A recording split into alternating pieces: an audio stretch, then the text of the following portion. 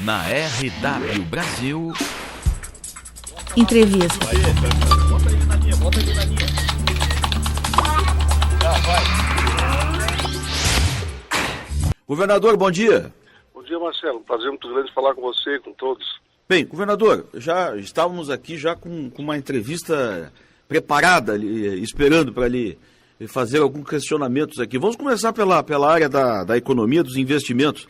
Eu sei que o senhor tem ido muito a Brasília, os governadores e prefeitos, esta é a tradição, né? Ir a Brasília. A reforma fiscal obriga os gestores a realizar isso, né? O que o senhor tem obtido em Brasília de recursos para Santa Catarina, hein? Olha, Marcelo, uma das coisas mais importantes foi a votação essa semana na Câmara e agora vai ser no Senado, provavelmente na semana que vem o relator é o senador Luiz Henrique, da reorganização da dívida dos estados. Nós vamos baixar a taxa de juros, que é muito alta. Isso vai mudar completamente o perfil econômico-financeiro de todos os estados do Brasil e das cidades. Isso aí beneficia fortemente São Paulo, Rio Grande do Sul, Ceará, mas também beneficia Santa Catarina. Nós vamos ter, a longo prazo, uma mudança profunda do perfil da dívida. E o juro vem de 12% para 7%, o que para o montante é muito significativo. E já nesse ano nós teremos um desembolso menor, porque ele é retroativo a janeiro. Uhum. Tem outra situação muito grave, eles estão tentando unificar o ICMS. Esse arrebenta com a economia de alguns estados, especialmente de Santa Catarina. Nós somos um estado produtor. Eles querem unificar para o Sul e Sudeste 4%, para o Norte e Nordeste 7% e para Manaus 12%, o que altera toda a realidade. Isso é uma coisa muito grave, então a gente tem que lutar contra isso, a favor do anterior, né?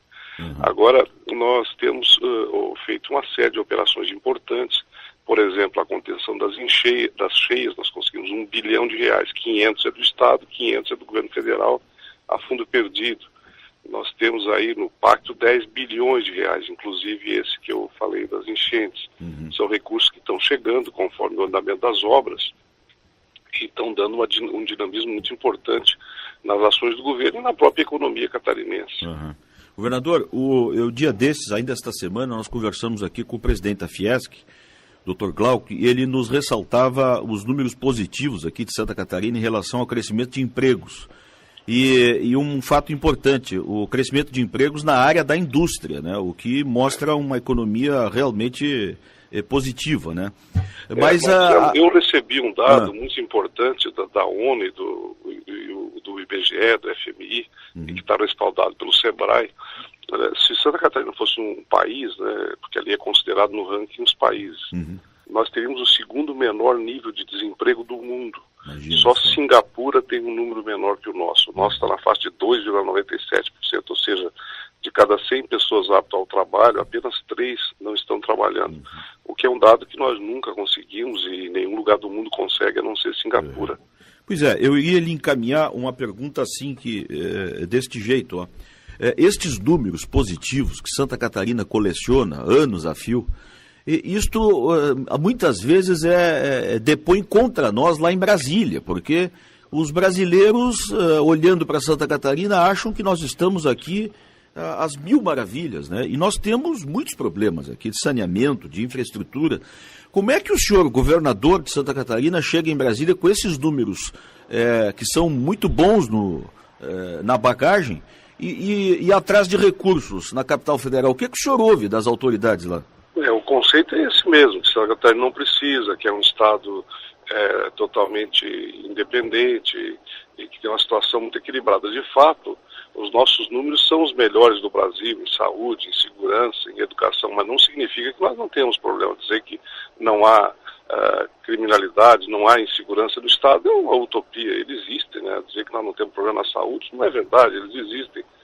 E isso é de fato um obstáculo, mas a gente vai levando bons projetos, vai argumentando e vencendo esses argumentos com as nossas necessidades. O problema de mobilidade urbana é um problema muito grave aqui, né? Eu estou agora indo para Ituporanga, aqui é uma loucura o trânsito, né? Ficou tudo complicado. Eu queria que o senhor comentasse especificamente problema que nós temos aqui, que me parece gravíssimo, que tem a ver com saúde. Dia desses eu ouvi a deputada Carminati dar uma informação, a deputada Ângela Albino também discorreu sobre esse tema na Assembleia, que é o seguinte: nós só ganhamos em saneamento básico do Piauí. Me pareceu isso surpreendente até. É isso mesmo, governador?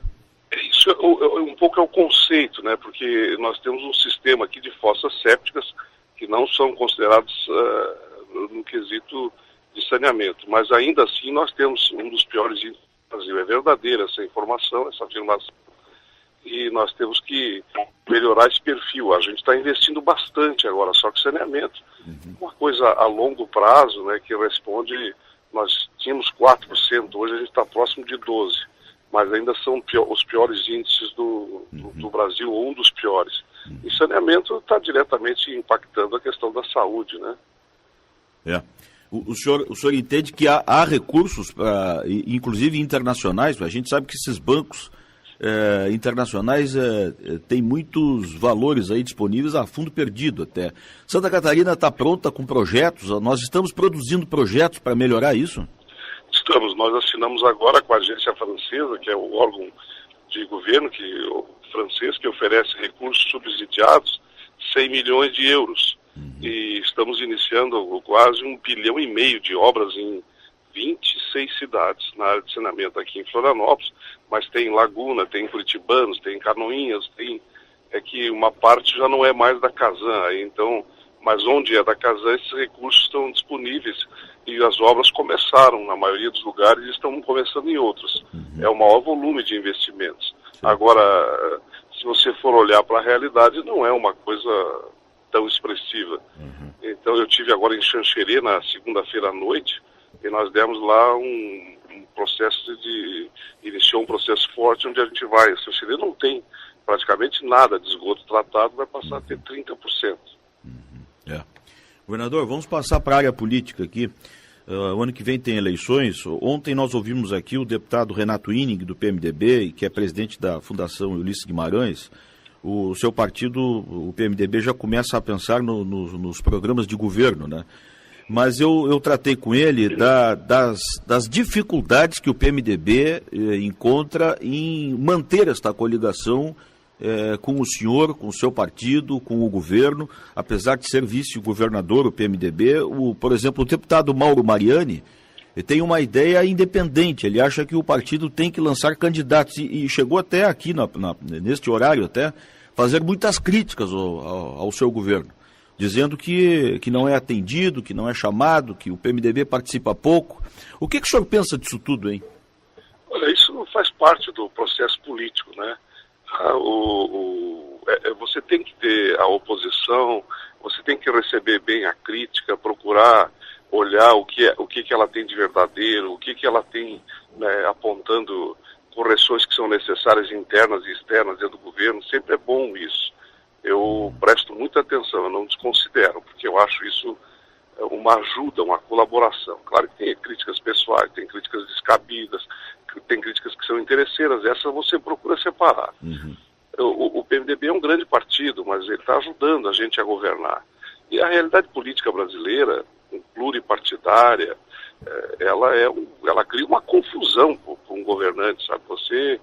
Eu tenho procurado não me dedicar muito a essas confusões que são criadas e fazer uma gestão, porque é outra guerra, né? Porque aí você tem um inimigo que é terrível, que é a burocracia.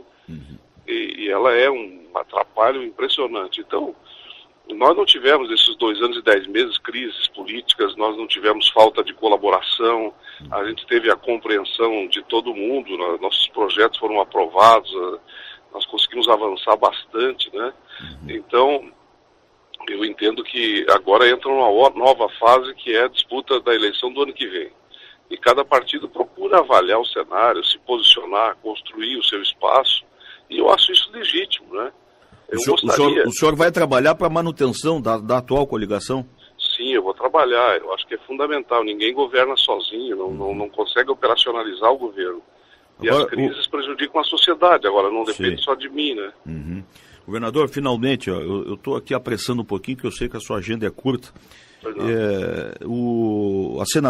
A ex-senadora Ideli Salvati, ministra, nos falou neste início de semana aqui, ela considera natural até que, em nível estadual aqui, o PMDB se coligue com o PT. E aí eu questionei ela em relação ao governo federal, né? E o senhor, inclusive, tem demonstrado já muitas vezes que tem uma simpatia por este envolvimento com a campanha da presidente Dilma. Está se desenhando aí uma chapa majoritária de PMDB, o seu partido, o PSD e o PT de Ideli Salvati? Olha, Marcelo, eu vou ser bem sincero para você. Eu, quando falo da presidente Dilma, eu não falo de eleição, eu falo de gratidão, né? Ela tem sido uma parceira muito importante. As grandes conquistas de Santa Catarina, nesses últimos anos, ela nos ajudou. Por exemplo, eu estive no Oeste agora, estou impressionado com o crescimento da economia, mas foi porque nós abrimos a exportação da carne suína para o Japão e a carne de frango para o México. Há um ano atrás estava R$ 1,90 o quilo do suíno, né? Hoje está R$ 4,20. Ela nos ajudou muito. Eu pedi para ela interviu com o governo japonês, ela mandou o ministro ir com a gente lá. Não envolveu uma obra direta do governo, mas foi uma harmonia entre nós, né? Essa questão das enchentes, a questão da conclusão da 101, o início da 470, que está lento, é verdade, mas são burocracias que a gente também enfrenta, as prefeituras enfrentam, né? O aeroporto de Florianópolis, e eu poderia citar um número muito grande de obras. Então, a presidente Dilma, sempre que a gente telefona, sempre que a gente procura, que a gente precisa apontar uma questão, por exemplo, o Porto de São Francisco, o Porto de Imbituba, que agora, por São Francisco, nós vamos inaugurar dentro de alguns dias um novo berço, vai aumentar 30% do movimento. O Porto de Imbituba aumentou 40% do movimento agora. Essa harmonia. Então, eu não tenho como chegar e dizer, olha, a presidente Dilma não me ajudou, não ajudou Santa Catarina, ela não vou dizer isso, porque é mentira. Agora, esta gratidão se converterá em apoio no ano que vem? Provavelmente sim, esse é o meu empenho pessoal.